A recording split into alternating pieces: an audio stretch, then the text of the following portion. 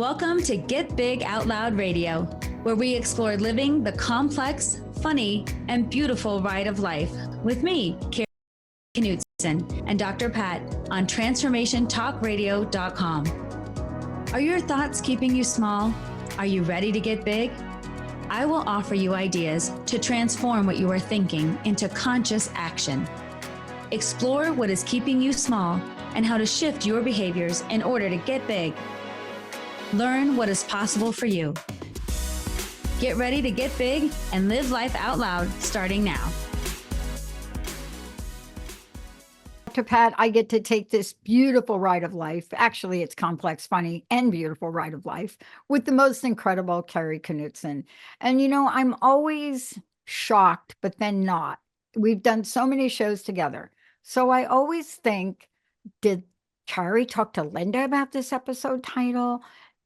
Or did Kari just pick it because she's experiencing some of what I'm experiencing right now?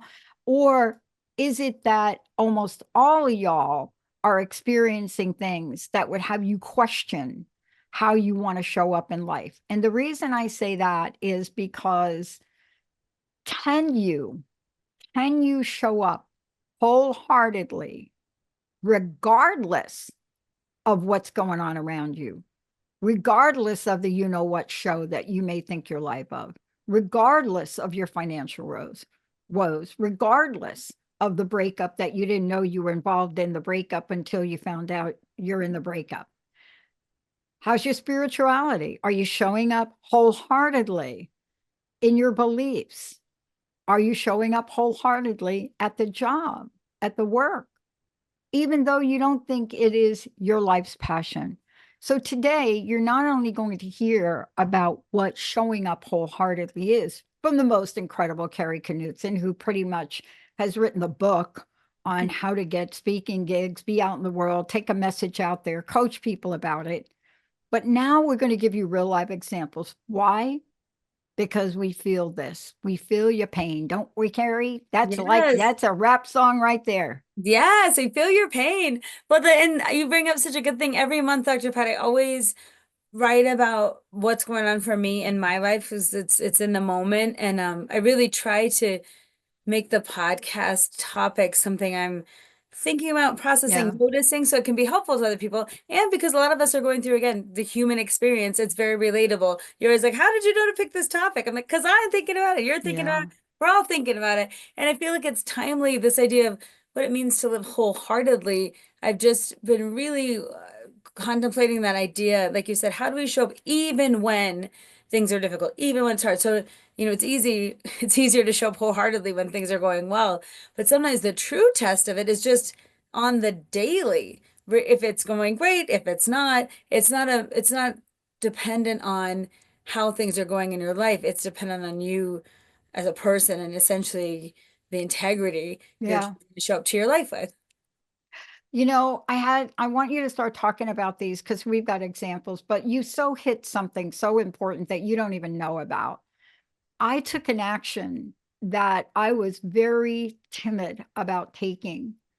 Our office suites, our production is in a building that over the past 4 years, we could never get the building, the landlord, anything about this to get fixed. You know, poor Emily brings in an electric blanket. So I made a very big decision on what I was going to do. And it's bold. And there may be consequences, but I don't think so. And what does that mean? Though, what that really means is, what are you doing to show up wholeheartedly about the truth of who you are? And are you willing to know how and when to stand up for those things that are important to you, your family, and others around you? Because if you show up, as my mommy used to say, which I can't say on air, you know, half you know what, then the universe gives you half you know what. So take us through this. How do we recognize what we need to do, say, and how to be to show up?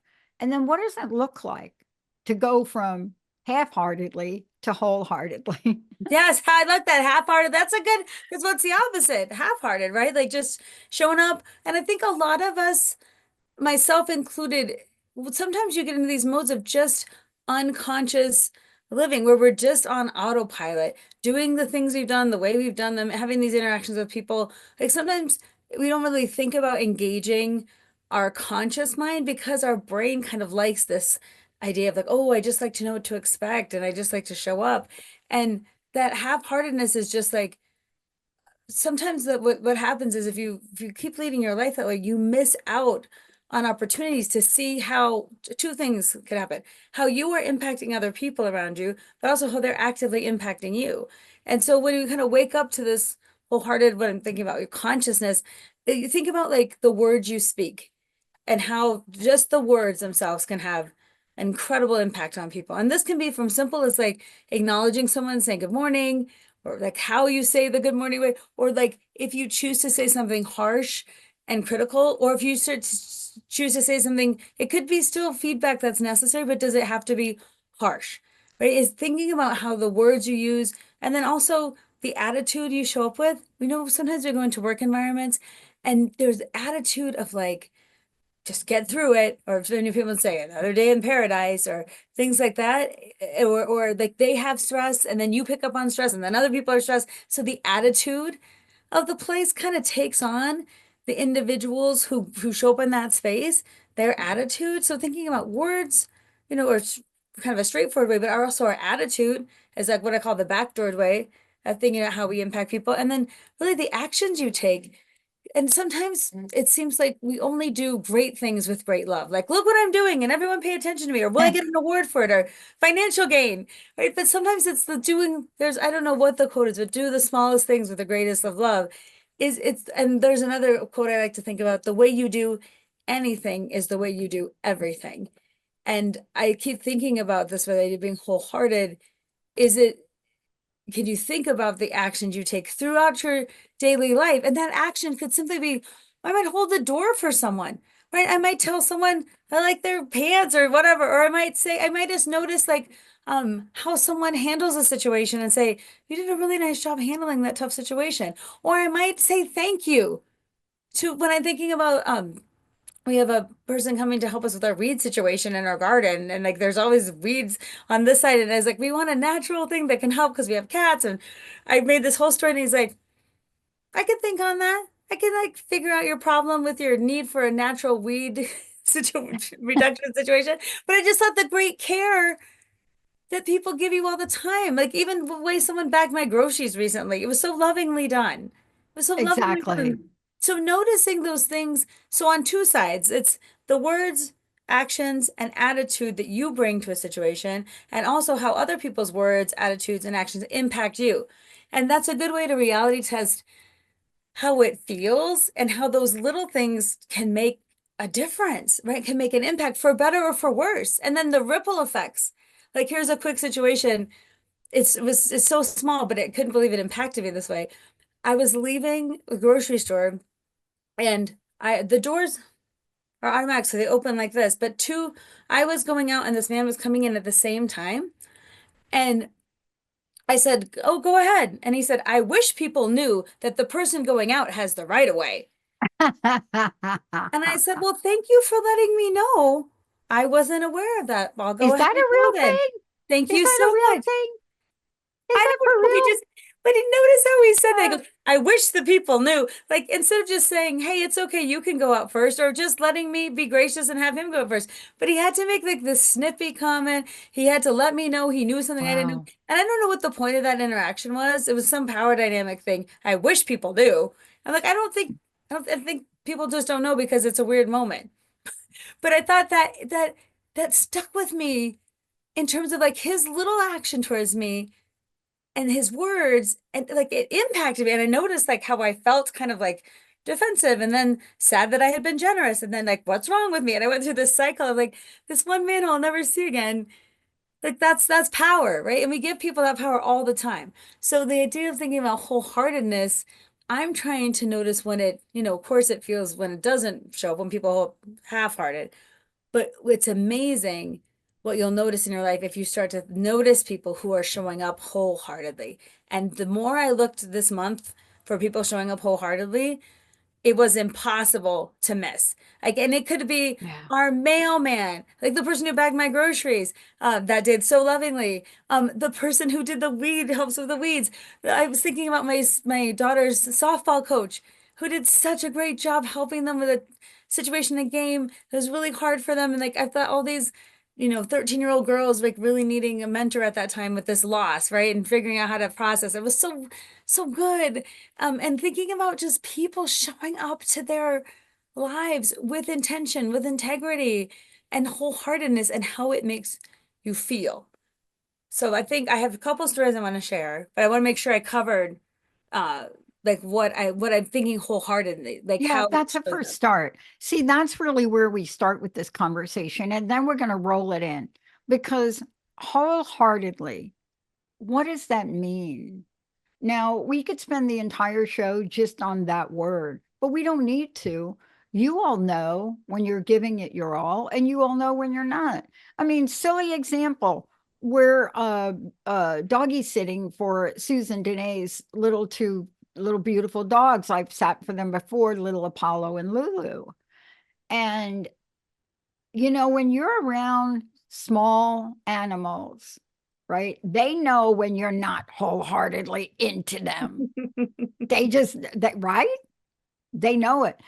But Linda and I made a decision for the time we were here with them that no matter what was going on in my world, and I've got a few things happening here, no matter what was going on, we were going to show up for these two. And what a loving 4 days. Mm-hmm. A loving 4 days, unconditionally. You see, because that's where you get to see from those two beautiful little doggies how they show up wholeheartedly. I'm not kidding. I got up this morning at 4. I had to do some work really early. I was on the couch. Linda caught me half snoring at one point at about 6:30. But the little two dogs shot out like, where were you? Where were you? Okay. Silly example, but it's a No, small but one. you know what you're talking about though, because I like when I think about wholeheartedly, I put down what when you give somebody or something your full attention and also your focused energy. Because I'm thinking of 14 things at once, and so I'm giving you maybe a little bit of my attention or some of my energy, but when you're getting someone's full focus and their energy, right? You Yeah. know that idea and also when they're acting with integrity. So I love your idea because dogs can't hide it. They're like, look at me, pay attention to me. And I just love you. It's like pure love, right? It's pure love. And also, here's what I need from you. Come walk me, come feed me, come whatever. Like very direct communication.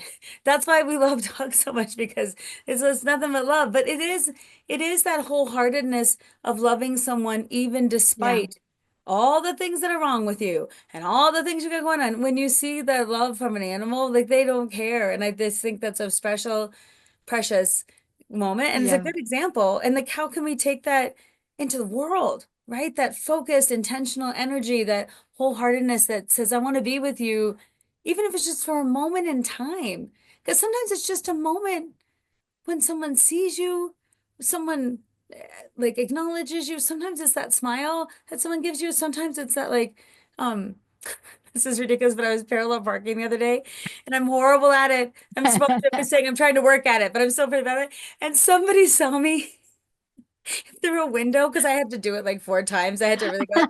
And then all they did was they were like, when I got out of the car, they were like, and I thought, what a moment to turn from embarrassment to just that little thumbs up that I got, and just that like made me giggle throughout the whole day because someone was with me in that moment. I bet they're like, she's gonna try again. Okay, third try. Okay, I bet she's gonna get it on the fourth try for parallel parking, right? But it was a sweet, like kind of what I was saying, energy exchange, like a moment where you can choose to give kindness and choose to engage with someone or not. And I think Yeah. that wholeheartedness, you're talking about dogs is a perfect example of that. What it feels like.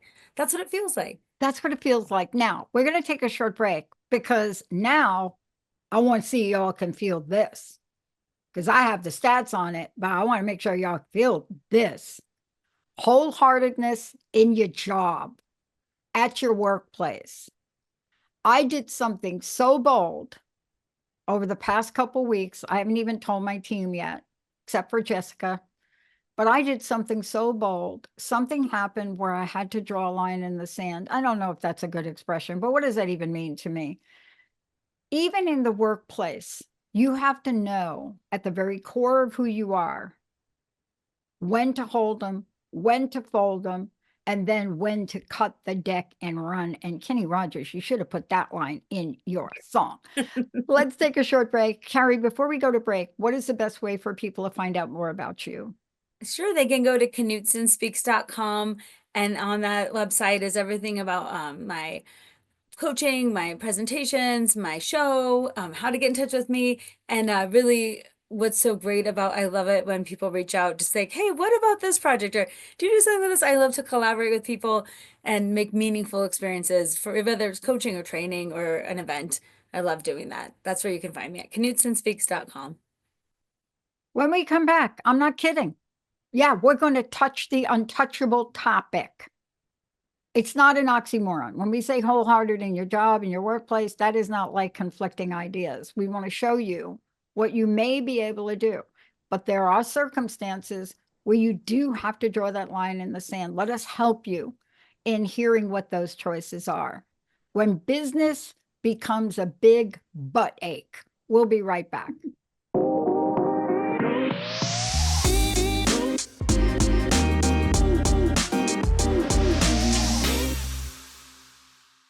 Is Kari Knutson, everybody, and please check it out. Knutson Speaks. Now, for all of you out there that are thinking, I would really like to speak, you know what? All of us that are in the speaking world that have learned anything, we have hired a coach. And now in the world, the dynamic nature of speaking and TED Talks is so prominent in everybody's vision dream that you think you can do it on your own, or you think you've done it already. The world has changed now. And so why not go to somebody that can help you with this, that pretty much gets booked a lot of times a week? That's Kari Knutson, KnutsenSpeaks.com. Also, Kari has phenomenal coaching program on emotional intelligence, which I could use some help with right now. And then beyond all of that, when she says living the complex, funny, and beautiful ride of life, this is somebody that can help you get in that zone. Kari, all right. Okay, is this oxymoron? Wholehearted work. Yeah, it's wholehearted at work. And I think it's important to talk about because some of people like love their jobs and they're like so gung ho and it's passion and all that stuff. Other people like, I do my job because I need a paycheck and I'll do it, but I know when my retirement date is. And we all have different situations and options. But the idea of showing up wholeheartedly isn't about necessarily the overall passion for the job. Wholeheartedly is how am I showing up every day to do the work with integrity, with my full intention. Also, what are my words, attitudes, and actions showing, when I show up? And so this month, I was just really noticing different people and spaces. And I joined a gym called Coco Fit Club. It's Coco Fit Club Denver. And the funny thing is, at first I'm like, what kind of name is Coco Fit Club? Like at first I made fun of it because I was like, what kind of name is that? And then it was funny too because it has these machines in it. I thought it was just like going to be like curves where you go on these machines. And it's funny that I tend to make fun of things I don't understand or don't know. But a friend of mine had been weightlifting there and said it was great. It's really close to my house. And I was like, I want to go check it out. And it's been interesting to go to a gym and for the first time have different feelings than I've ever had for a gym before. And when I noticed why I had different feelings for this gym, it's because of the owner. So the owner's name is Jen.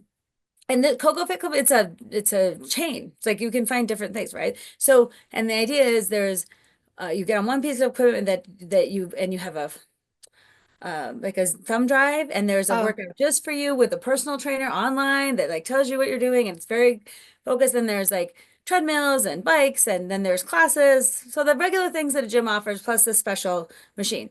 But what I noticed in my time there since I've joined, like I've been doing the work on the machine and then riding the bikes, walking the treadmill, all this stuff. I've just been noticing Jen. And the interesting thing is, people come into this gym. I've never seen all sizes of people come into a gym before. I mostly see like if you're fit, you can be here. If you're not, get fit and then come, right? I've never seen so many ages in a gym, from teenagers to people in their 80s and probably beyond, like the full range of people. Then I've seen the sizes of people, right? And the abilities of people. So first of all, we've got something going on. Like, how do all these people feel that they can come here? Right. And then I'm observing Jen just in her day-to-day interactions. And so I've seen her like working the front desk, taking a phone call, meeting with a client for personal training, leading a class, cleaning the floor, leading someone who might want to join and have a membership, fixing a machine, answering one of my questions. Like I see her in the glamorous parts and then the not glamorous parts, right? Yeah, So you're like scrubbing the floor. When you're owner of a small business, you do the whole thing, right? you do the whole thing. You do the whole thing. But what I was noticing about Jen is it's how she shows up to literally every single interaction wholeheartedly. Like she's focused on what the person needs. And what I like the idea of her is she's full attention and it's focused energy. So whatever else is going on, and it's not just like she's saying the same thing to everyone. She's making it special for you. She also knows everyone's name in the gym. So if you come and she's like, hey, Kara, this is Jeff. Jeff, this is Marty, whatever. She also knows if the machines are full. One day I came in and they were full and she goes, he's got 5 minutes on here. Just get on the bike for a few minutes and then you can get on. Like she knows, right?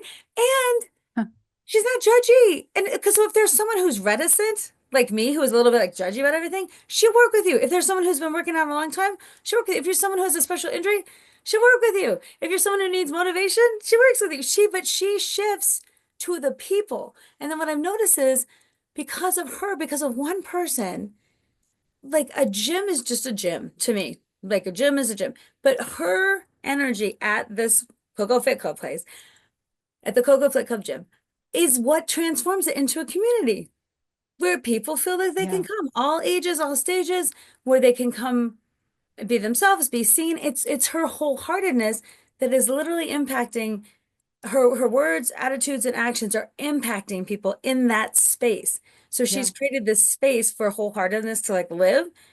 And I thought it's really interesting the impact not only on me, but then on other people. And that's what made me think, when is it a job just a job or a workplace just a workplace, or when it's scrubbing the floor just scrubbing the floor, right? But when the way I noticed her over this last few weeks, I was just like, that's wholehearted. That's not trying to be wholehearted. That's No. not wholehearted when you feel like it. That's not I'm good at this part of my job but not this part, so I'm not going to do this part. Wholehearted. It's every part regardless. And I think that's Yeah. important to think about and look around and be inspired by people like that, because me just observing that behavior inspired me. Exactly right. And I want to talk about two things too. You have two other examples, which I'm very, very attached to. But what you just shared was what I think it was Donna Eden was the first one. Donna Eden is the queen of energy medicine. I met her, oh my gosh, when I first started to do the show, like Mhm. I don't even know how long ago. And I was just at the beginning of this mystery disease. And Donna looked at me in her beautiful, sweet face and said, everything is energy. And I looked at her like, okay, I have to get the cliff notes on that at the time. But see, this is what we're talking about. You know what, where The Secret, the movie, and the book, regardless of how much money they made, what confused people was sustainable manifestation. How do you sustain attracting? How do you become, as Sue Storm used to say, a money magnet? How do you dot, dot, dot? Now, I want you to talk about gratitude, because what I have found is the light switch that turns on the darkness of fear and doubt into the energy of possibilities and infinite abundance is gratitude. Talk about how that showed up in your life, especially you were a counselor at school. You've worked with many students. So what does that look like for you? Yeah, so part of Wholehearted why I wrote this, podcast episode around this is that something happened to me where I just felt this overwhelming sense of gratitude on the back end of something. So I just told you a story about Jen at Coco Fit Club, who I felt like I was on the front end of witnessing what she gives out every day of wholeheartedly. And then something happened in my own life where I saw on the back end what it means to live wholeheartedly, to do your job wholeheartedly. And it's such an interesting, it happened on the same day with three different students. And I've been a school counselor for 19 years. I went back to my school recently for a groundbreaking for a new school that they're opening next to the old school. And so there were staff from the years there, kids from different years there. I've been gone for 3 years now. But it was so fun to see everyone again. And as I left, I had three interactions with students that it was almost like a message, like I couldn't miss it around sometimes you never know your impact. And then how amazing when you do, and how grateful. Like I felt this overwhelming gratitude for the situation. So here's how it unfolded. I'm leaving the event and one student comes up to me. She's in her late 20s. So I had her as a middle school student. Um, and now I'm like, how do you grow up? Like, how are you all big now, right? What are you doing? And she said, do you remember me? I'm like, how could I not remember you? Of course I remember you, right? So I'm talking about her life and where she is now. And then she says to me, I really had a hard time at middle school. And I want to say thank you for helping me grow up. You were so important to me. Yeah. And I want to thank you. And she just says this to me. And I'm thinking like, oh my God, thank you for helping me grow up. Like I was just Mm. so touched. And after we hugged and said goodbye, I thought, you know what? I didn't do anything different for her than I would with any other student. But I know in my job as a counselor, I showed up wholeheartedly every day to what the need was.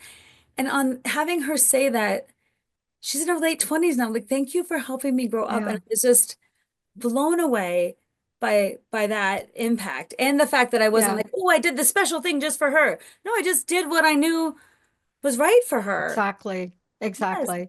And you see, that gratitude is your cutoff switch.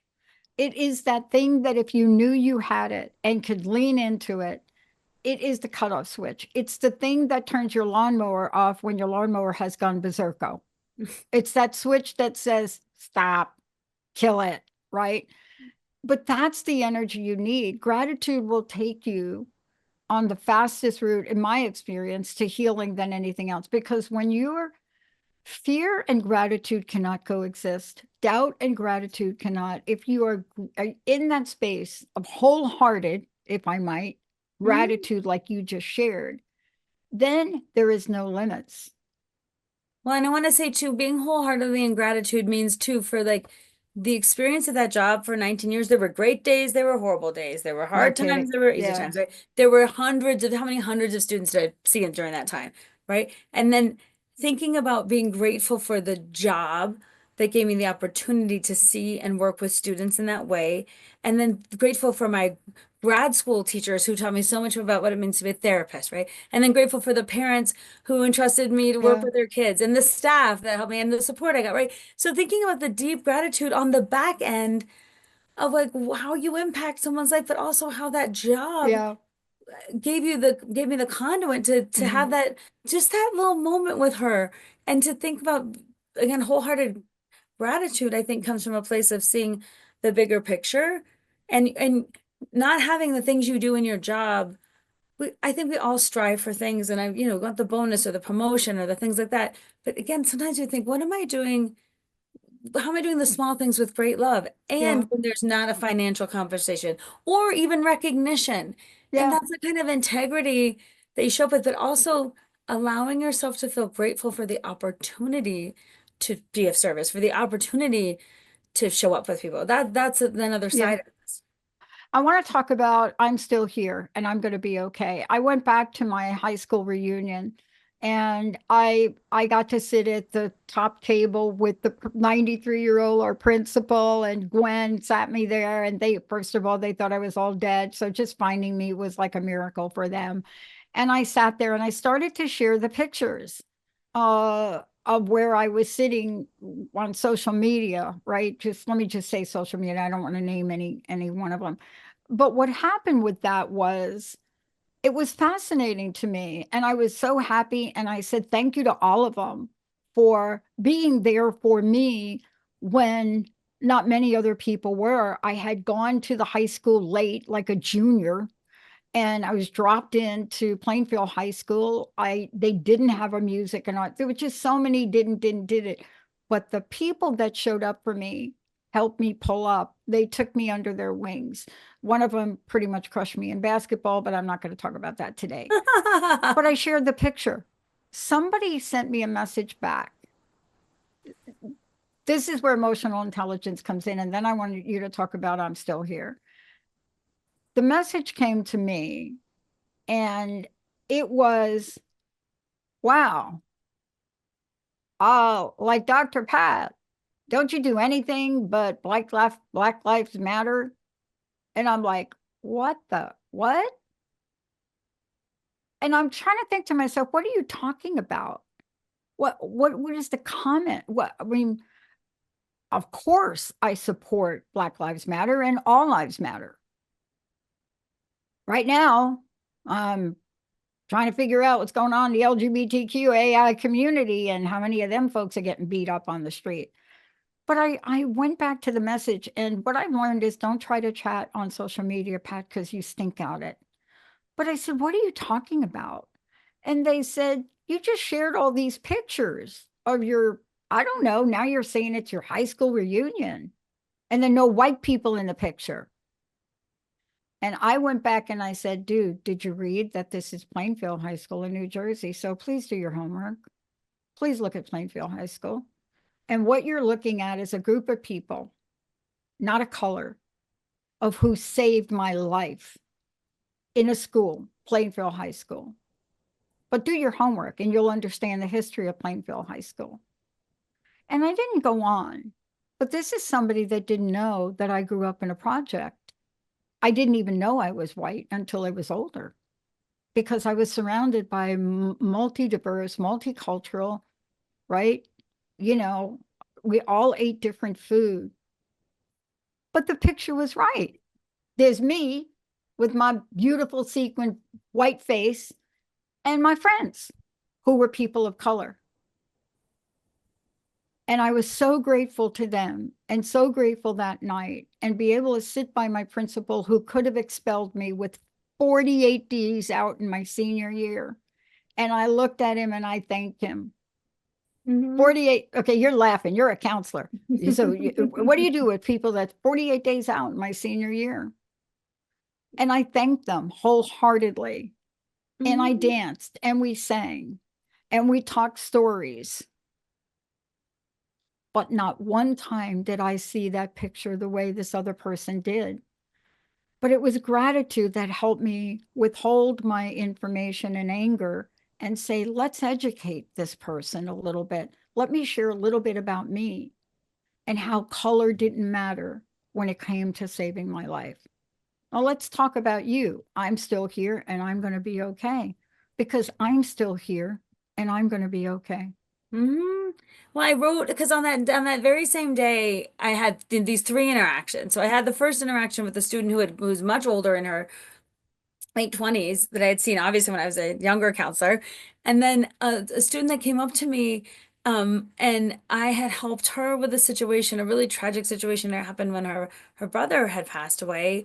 Her brother had died while she was in middle school, and sorry, when she was in fifth grade. Let me get this right. When she was in fifth grade. And so that was a really tough year for her. Her older brother had died in a tragic accident. And what was interesting about this is I hadn't known her before, but obviously I got involved with the family and then giving her support. And what started off as like grief support turned into like remembrance of her brother and like talking about things. And then it moved into like being a fifth grader and like the things she was aware that had nothing to do with her brother or family situations, just with her, to friendships, to future. Like it evolved over the year into this beautiful, beautiful friendship. And through counseling, I felt like I could support her. And the interesting thing is I haven't seen her in 3 years because I had left. And she's an eighth grader now and she's going to graduate. And she is the one of the commencement speakers, and she's got an honor roll, and she told me about high school, and she was full of energy. And then she said to me,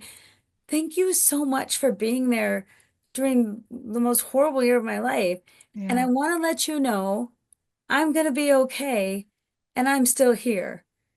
And Yeah. thank you for helping me." And I just again just felt that moment of like, oh my gosh, this is so incredible to me because I'm seeing it on the back end of like just showing up, doing what you need to do for this student. See, it was different than what the other student needed, but this student needed this. And for her to say that Mhm. and to feel like, was I a role in helping her get through that year, however it was, and how grateful I was to have the chance for that and to have her say that to me really really meant something.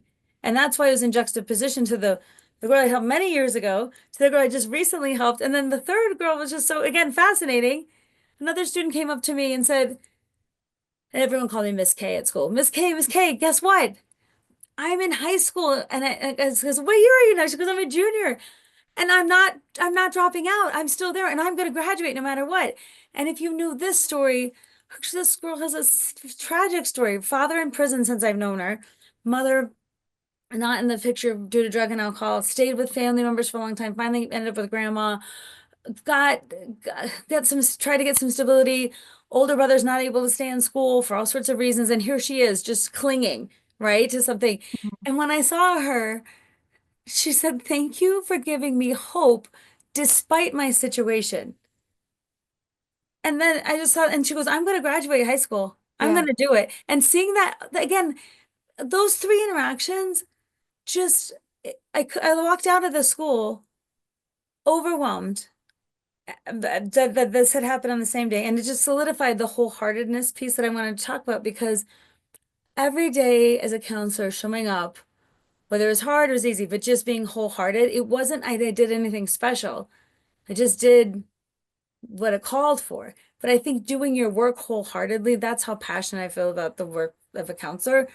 And I think hearing about it on the back end just solidified that if you have no idea what you're doing every day in the lives of people, the ripple Yeah. effects, what you say, what you do, how you encourage, again, words, attitudes, and actions, you have no idea. And normally, most of us don't get a day like I had where we hear from three people in such a significant way. But I felt like the universe wanted me to talk about wholeheartedness because I got it. I got that really big message and Yeah. I took it in. It was quite beautiful about the ripple effects It's of what the amazing. job allowed me to do. And then back to me what it meant to those three Mhm. kids and how that impacted me and how I'm still just so touched by it. Yeah. But you see, this is what I'm talking about. I was sitting with my friends, people like Gwen and others who literally saved my life. I mean, 48 days out your senior year, and that ripple effect goes over. That I Mhm. had never had people stick up for me in my life. We can do a whole show on our childhood, but let me just cut it short. Really didn't have that kind of childhood, right? And then just to feel their energy. And I wasn't expecting to sit at the table with Gwen and the principal. And oh my God, Rodney. Oh my God. I looked at one of my peers and I said, okay, dude, I just got to ask you, did you like get plastic surgery? I mean, you look like you did, like what, like you're 17. You're just like, try not to be all that. But the point is this, I just cried. Mhm. I went back and I cried and I sat with these people and I cried. Well, and And what you're saying, Dr. Pat, is so great because it touches us, right? It touches us. Like when yes, we see people that have shown up for us or helped us or like showed up with their whole heart without judgment in the moment with whatever was needed. And just like that story, like with the gym, is it the gym or is it the person running the gym, right? Is it ex- the school or the person working in the school? right. Is it people who could kick you out but choose to like help you? Yes, like it's all these things that we do for each other in the ways that make those spaces Mhm. and make those situations change or pivot for us. Yeah, It's the people who show up yeah. wholeheartedly to And situations that and wouldn't you change those say situations. though that these people like you had to show up wholeheartedly to take action on your behalf as that person, and they had to take action to do their part to pull themselves up. It's like this energetic exchange that is so full of love and gratitude, which equals wholeheartedness in life. And that's really what you're talking about today, isn't it? Mhm. Yes, definitely. And I think it's good to recognize when you feel it. It's good to recognize when you see it because then your brain again opens up to more consciousness around it. Because I think again, our brains love autopilot. We kind of see what we see, we do what we do. And this idea of inviting some awareness. And where does wholeheartedness show up for you? Either when you receive it or when you can give it. How do you feel in that moment? What does it look like? What happens as a result of it? And even if you don't see the long-term ripple effect, you know the first ripple. You know the first ripple. And I feel like just like my that person who gave me the thumbs up with my horrible parallel parking job, the first ripple was being seen and not judged and a little bit of humor, right? But the rest of my day, I I didn't go back to that moment and feel shame and awful and I wish I lived in parallel park. I didn't go through that story because someone just was like, right? And I think for those kids that I saw in a bigger way, right, they have different ripple effects later down Yeah. the line, but I was the starting point of that. And just like you're saying, those people, like in the moment, they were the starting point for something bigger. And that's why I'm inviting people to really think about this idea. How am I showing up? Not from my effort of like, I don't think it should take so much effort to be wholehearted. I don't think if it now today I'm going to do it. I think it's a daily practice where we just get more into our humanness, our consciousness around seeing how we show up and how that makes a difference and how our words affect people, how our attitude impacts people, and how our actions influence people for the better or for worse Yeah. every single day. And if you thought, man, I have a lot of I have a lot of power and I also have a lot of responsibility. And It's it a doesn't lot. matter whether I like my job or not, whether I think my job is glamorous or not, whether I think it's this and like just a quick story too. My husband Joe is a teacher, been a teacher for like 26, 5 years, and like shows up wholehearted, but he's not an extrovert. He's not Mr. Showtime. He's not like all into like, now I'm gonna love the kids through this. You know how he shows his love?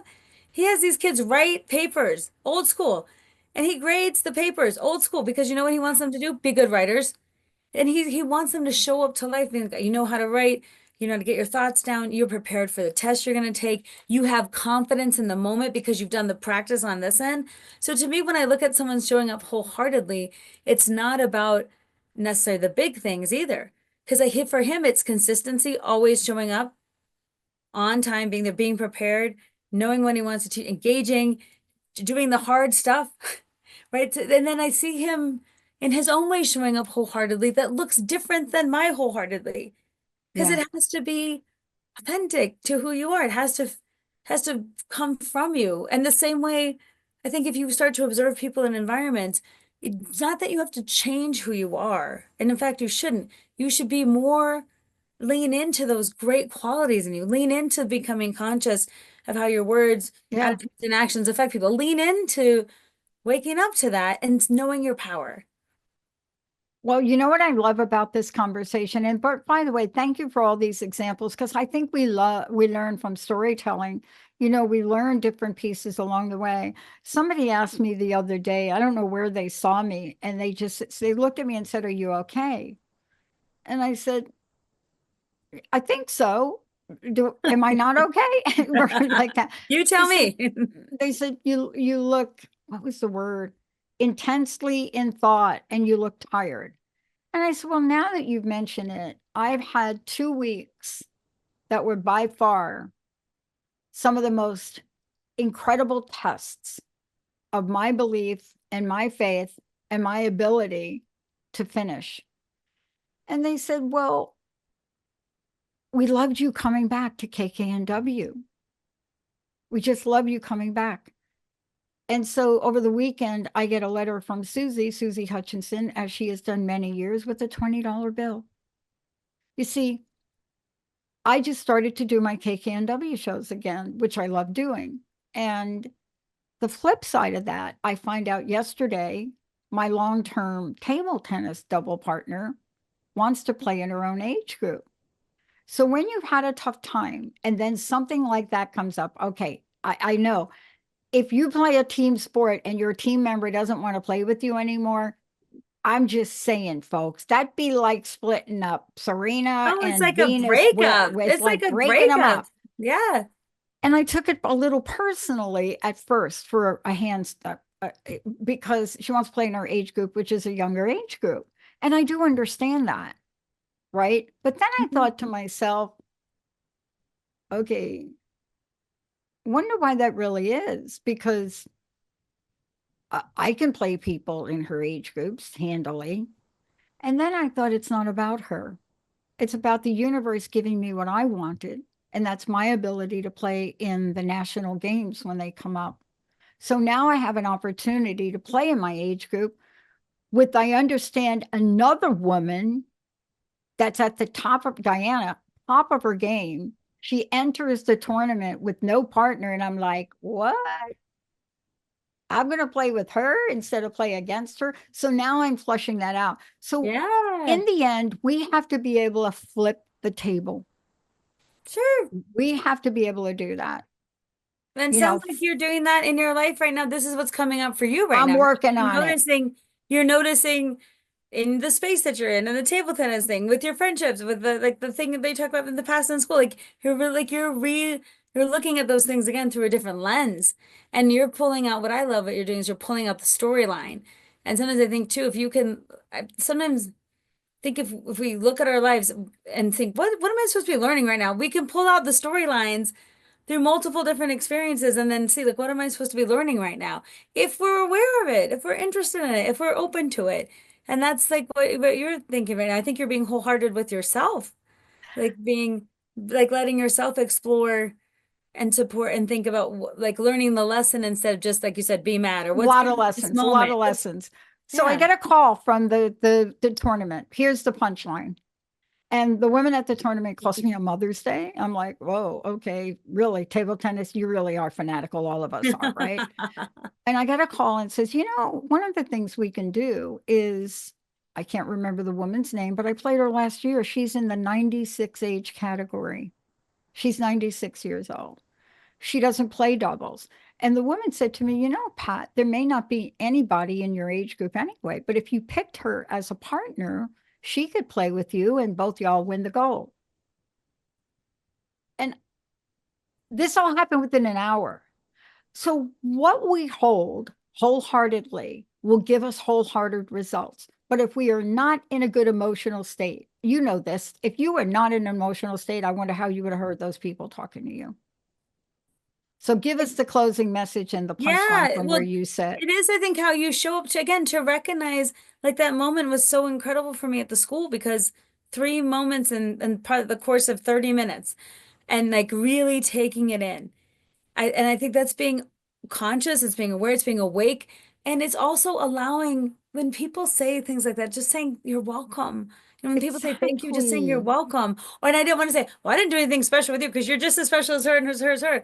But everyone is special, right? In their own ways, and people need different things. And what it made me think about is thank goodness I had this job so I could do this work and impact people in this way. And how amazing to hear the ripple effects all these Yeah. years later, to just it makes me want to be even more wholehearted when I show up. And that's Yeah. what I think now in my role as a professional speaker and a coach, like how am I showing up wholeheartedly to this role? And when my role as a therapist, my role as a school counselor, how am I showing up to these roles that we're playing? Because the roles we're playing impact people. And so what I want to think about as a closing message and something to think about is if you started first just by noticing how other people show up wholeheartedly, just looking around and see what your definition of wholeheartedly is. Like when I looked at Jen and Coco Fit Club, when I saw Joe, when I just thought about Joe showing up, when I thought about my neighbor whose garden is so beautiful, it's a labor of love. She wholeheartedly goes out there and makes that garden beautiful, right? Just for what other purpose? Pure joy. When people walk by, what a great thing to look at, right? With the cashier who like was so nice to me at the checkout, made a little joke about how my daughter, she was in the cart. And I said, how much do you charge for children? They're like, whoa, we're running a special. We're running a special today, right? But who was joking and then made my daughter feel funny, like you got a special on kids today. I got one in my car. Just like a funny little moment, but she took it, right? And ran with it. And I thought that was being in the moment. So first of all, it's just noticing people in your environment who are showing hope wholeheartedly. Then the impact on you. And again, our mailman, do you think my interaction with the mailman is like 5 seconds? Larry is his name, and he's fantastic. His little smile, the way he's like, "Hope you all having a good day." He's like, "The weather's good today." Like just the little exchanges back and forth of just joy Yeah. from my mailman. Okay, so start by noticing that. Start by noticing that, and then start thinking about the ripple effects of that, and then turn it around and be like, "Okay, if I'm experiencing this from people who's showing up wholeheartedly in my environment, how am I showing up? What are my words doing to people? What's my attitude like? What are my actions showing in the little things, even more than the big things, right? In the little, do small things with great love.